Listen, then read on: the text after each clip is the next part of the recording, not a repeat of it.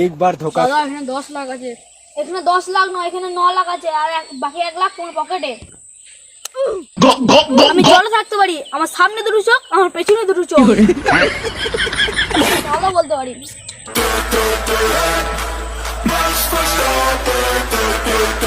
কিন্তু তুমি সেই বিশ্বাসের ভরসাটা রাখলে না। মারছে তোমার উপরে মারো, নিচে কেন মারো?